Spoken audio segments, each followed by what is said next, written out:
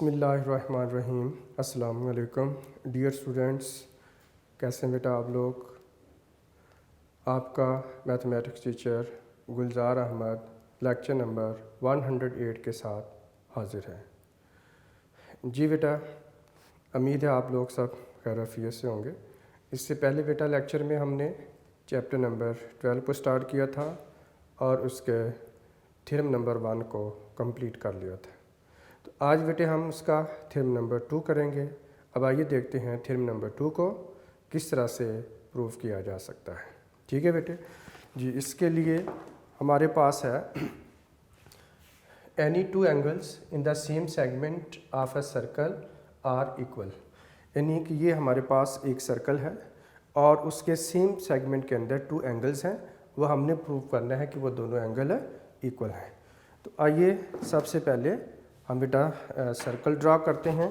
Circle को किस तरह से ड्रा करना आपने, with the help of compass भी बेटे आप ड्रा कर सकते हैं, या आप with the help of protractor D से भी आप इस तरह से मेजर कर इसको बेटा ड्रा कर सकते हो, लाइक दिस।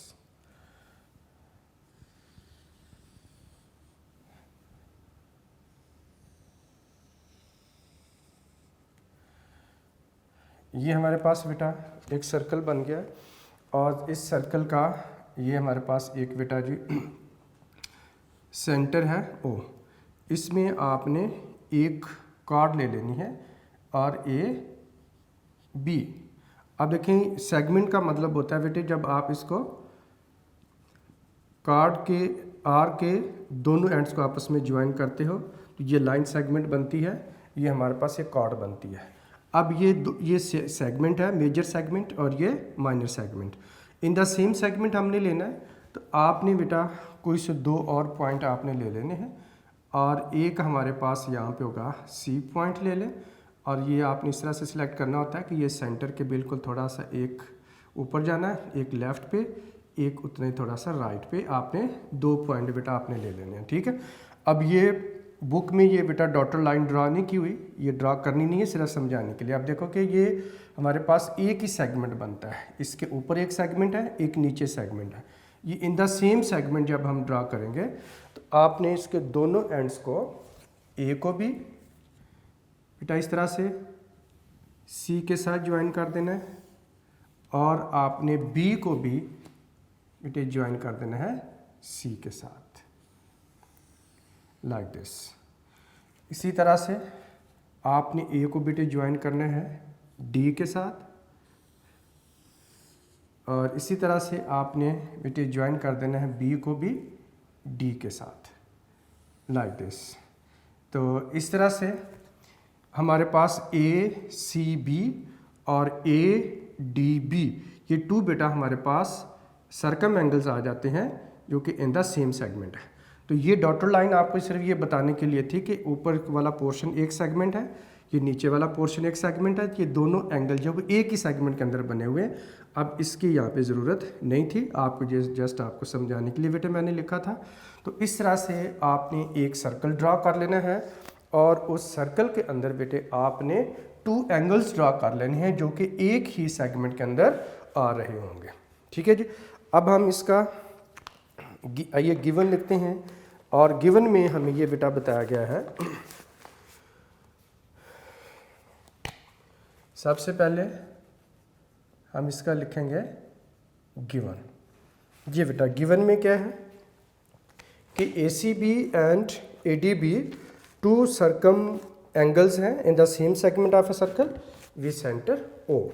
जी गिवन में क्या है, angle A C B and A D B and angle A D B ये क्या है, are 2 circum angles in the same segment of a circle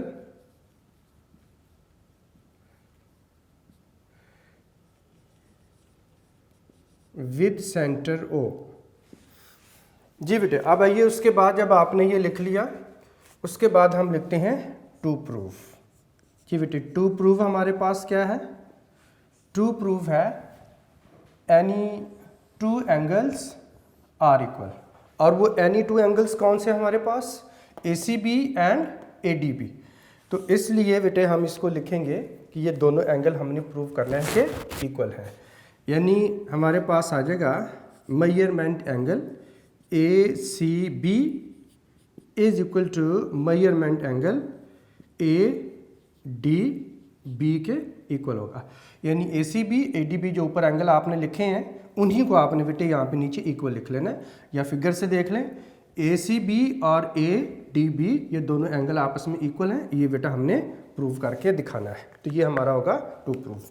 जी, अब उसके बाद है कंस्ट्रक्शन। और कंस्ट्रक्शन वेरी सिंपल है। इसमें आपने ये करना है कि बेटा इसका जो दोनों आर के एंड हैं इनको आपने ज्वाइन कर देना है एंड ए के साथ और एंड बी के साथ। तो इस तरह से बेटा अब आप इसको लिखेंगे और साथ ज्वाइन भी कर लेते हैं। आपने इसको ज्वाइन कर लेना है, ये ओ को ए के साथ ज्वाइन कर देंगे और उसके बाद आप ओ को ज्वाइन कर देंगे बी के साथ। जब ज्वाइन करोगे तो बेटा ये हमारे पास AOB क्या आ जाएगा? सेंट्रल एंगल आ जाएगा। ठीक है बेटा, तो यही बात आपने यहाँ पे लिखनी है, join O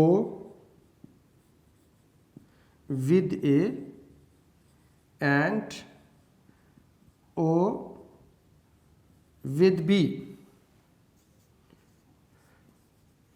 so that angle AOB is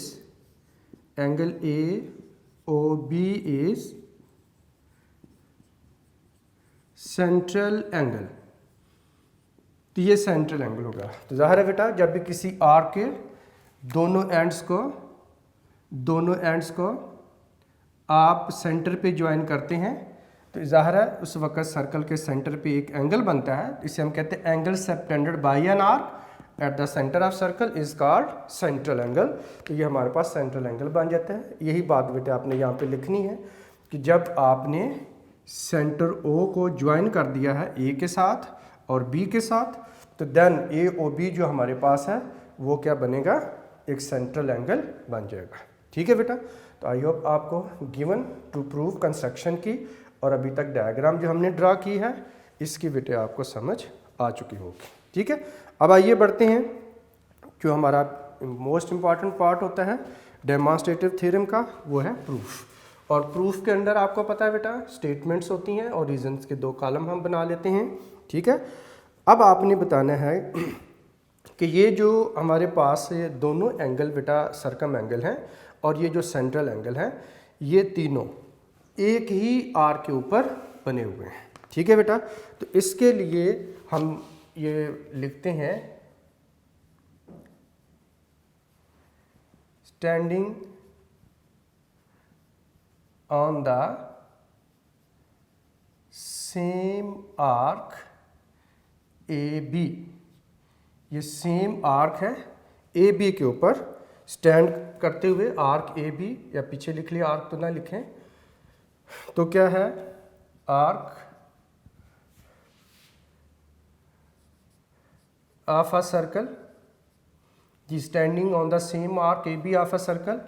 जी बेटा ACB एंड ADB क्या है? सर्कम एंगल है और AOB क्या है? सेंट्रल एंगल है। ठीक है बेटा, तो आप लिखेंगे angle AOB is central angle है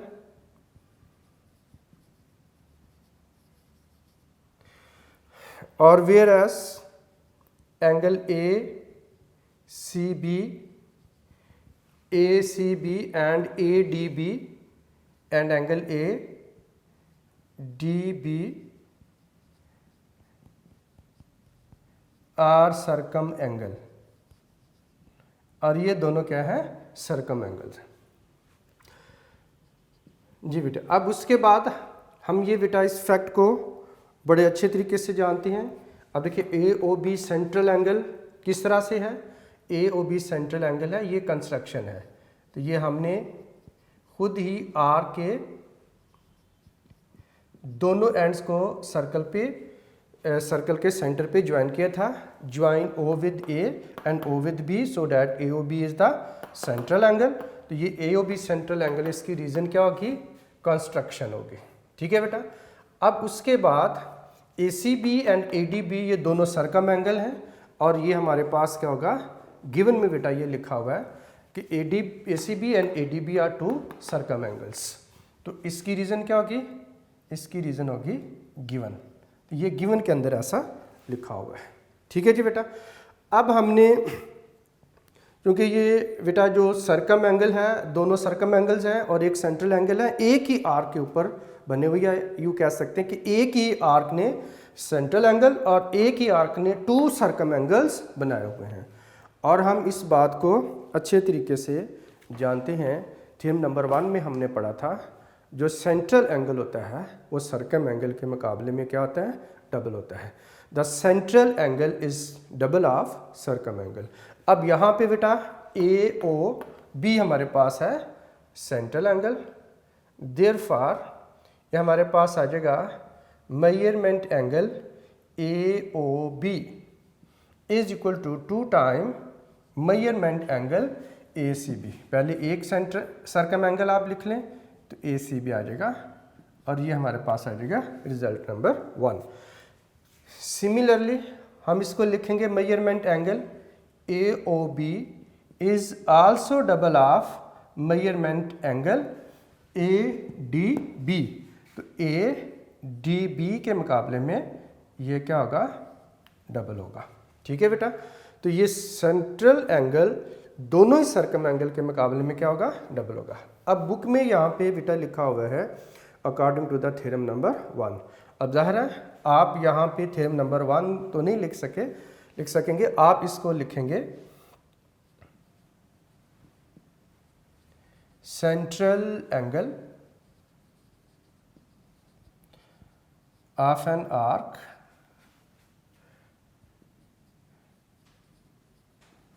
is double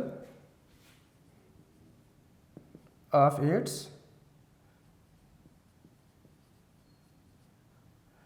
corresponding central angle of an arc is double of its corresponding circum angle। अब आप यहाँ पे साथ अगर आप थ्योरम नंबर 1 का रेफरेंस देना चाहें तो थ्योरम नंबर 1 भी आप लिख सकते हैं। उसी स्टेटमेंट को मैंने शॉर्टकट करके आपके सामने बेटे लिख दिया है। ठीक है जी। अच्छा, अब आपने दोनों को बेटे कंपेयर करना है। अब फ्रॉम इक्वेशन नंबर 1 एंड 2 दोनों के बेटे लेफ्ट हैंड साइड सेम है। अगर लेफ्ट हैंड साइड सेम है तो राइट हैंड साइड भी इक्वल होगी। तो फ्रॉम 1 एंड 2 तो ये हमारे पास बेटा आ जाएगा measurement angle 2 times measurement angle A C B is equal to 2 time measurement angle आ जाएगा ए डी बी। और यहाँ पे आप लिख लेंगे यूजिंग रिजल्ट 1 एंड 2। तो 1 एंड 2 को बेटा आप यूज़ करते हुए इन दोनों को इक्वल लिख लेंगे। तो कैसे इक्वल लिखेंगे बेटा, इक्वेशन नंबर 1 में आप देख सकते हैं दोनों की लेफ्ट हैंड साइड इक्वल है। अगर दोनों की लेफ्ट हैंड साइड इक्वल है तो राइट हैंड साइड भी आपस में क्या होगी, इक्वल होगी। ठीक है बेटे। अच्छा, अब आप ये देख सकते हैं कि ये 2 दोनों साइड से कैंसिल हो जाता है। तो मैथमेटिकली हम इस बात को बेटा समझते हैं कि 2x इज इक्वल टू अगर 2y हो तो ये 2 दोनों साइड से कैंसिल हो जाता है। इसे हम बोलते हैं कैंसिलेशन प्रॉपर्टी। अब कैसे कैंसिल होता है, आप इसे यूं भी कह सकते हैं 2x is equal to 2y है, आप दोनों साइड 2 से डिवाइड कर दो तो ये कैंसिल हो जाएगा। x इज इक्वल टू क्या आ जाएगा, y। दोनों साइड से क्या आ गया, 2 रिमूव हो जाता है। या यूं भी कह सकते हैं 2x is equal to 2y है, अब 2 उधर मल्टीप्लाई हो रहा है और इधर ला के डिवाइड कर देंगे तो ये 2 से कैंसिल होगा, x इक्वल टू क्या आ जाएगा y। तो कहने का मतलब है कि अगर इक्वेशन के both side same number multiply हो रहा हो तो वो नंबर बेटे क्या होता है, कैंसिल हो जाता है। ठीक है, अब इसको जब हम कैंसिल करते हैं, यहाँ से कैंसिलेशन शो नहीं करवाई गई है, तो आप डायरेक्ट इसके बाद रिजल्ट बेटे लिख सकते हैं।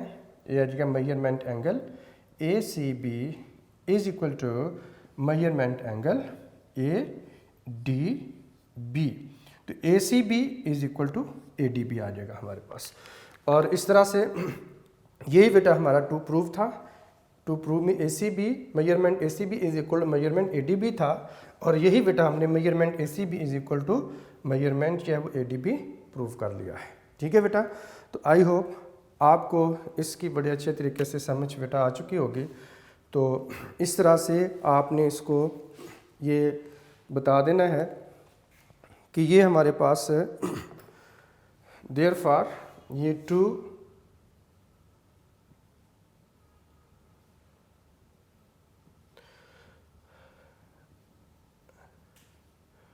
और यहाँ पे आप लिख देंगे हैंस हमारे पास जो है वो ACB is equal to ADB है। ठीक है बेटा, तो अब आपने इसकी बेटा अच्छे तरीके से प्रैक्टिस करनी है, और इसको बेटा एग्जामिनेशन पॉइंट ऑफ व्यू से इसको बेटा बहुत अच्छे तरीके से प्रिपेयर करना है।